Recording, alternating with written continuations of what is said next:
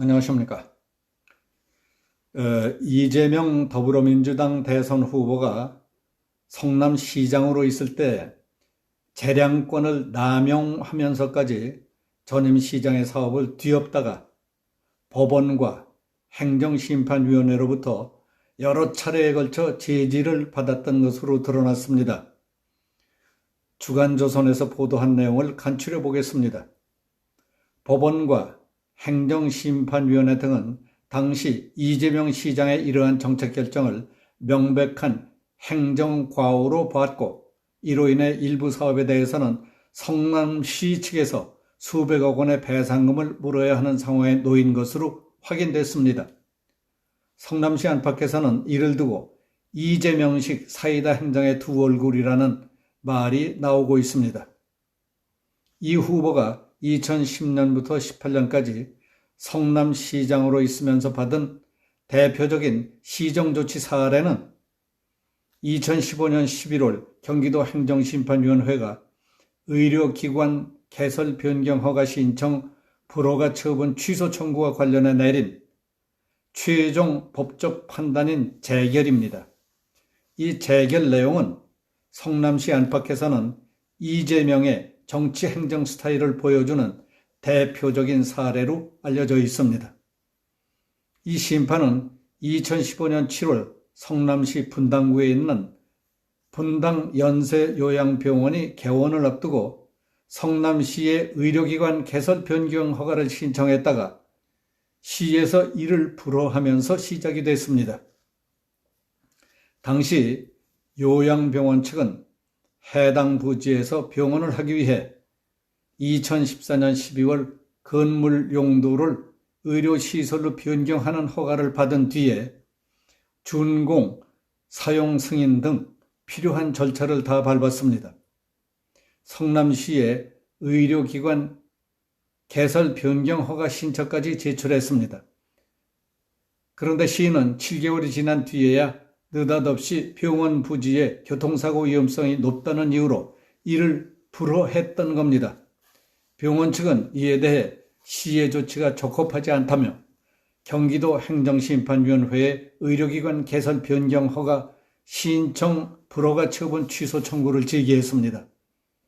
당시 행정심판위원회가 내린 재결 내용에 따르면 시는 불허가 처분 사유를 다음과 같이 지적했습니다.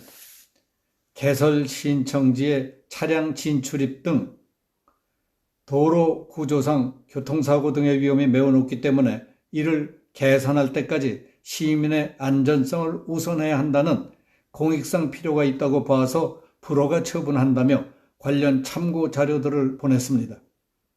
이에 대해 병원 측은 그 지역 일대의 교통 데이터와 사례 등을 고려했을 때 교통사고 위험성은 실제 높지 않다는 자료와 함께 관련 대책을 세운다 하더라도 대책 수립의 책임은 시에 있다. 그리고 교통 문제와 관련한 논쟁이 있더라도 공익상 병원 설립을 불허할 정도의 조치가 필요하지는 않다는 것이 병원 측의 입장이었던 겁니다. 결국 행정심판위원회는 그해 11월 병원 측에 손을 들어줬는데 중요한 것은 위원회의 심판 내용이었습니다. 매우 합리적이고 논리적이며 누구나 공감할 수 있는 결정이었다는 것을 알 수 있는 내용입니다. 즉, 건물이 의료시설로 용도 변경되고 준공 및 사용 승인까지 받을 때까지는 전혀 문제를 삼지 않고 있다가 의료기관 개설 변경 허가를 신청한 시점에서야 교통사고 위험을 이유로 불허가 처분을 하는 것은 부당하다. 또 이 사건 처분은 비례의 원칙에 위배해 재량권을 일탈 남용한 것으로서 위법하다. 따라서 청구인 요양병원의 주장은 이유 있다고 했습니다. 시의 조치는 본연의 권한을 넘어 위법했으며 근거도 부족하고 자의적이었다는 것이 위원회가 내린 심판의 주된 내용이었습니다. 이 병원은 2015년 말 개원했지만 시의 불허가 처분으로 한동안 막대한 경제적 손실을 입었습니다.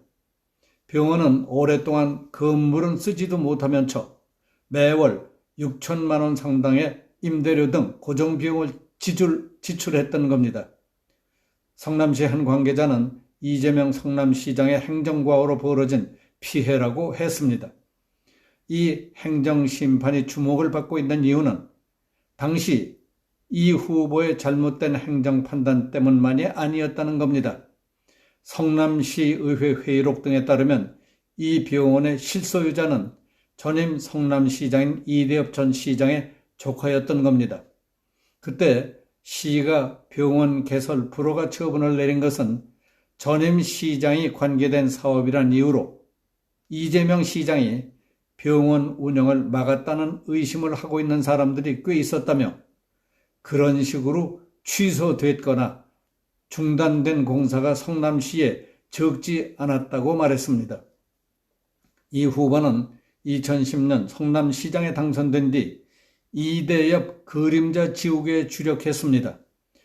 자기의 공약을 위해 또는 자기 자신이 의도하는 대로 하기 위해서 재량권을 남용해가면서 전임 시장이 추진하던 사업까지 서슴지 않고 뒤엎어버리는 식으로 밀어붙이기 일쑤였던 것입니다.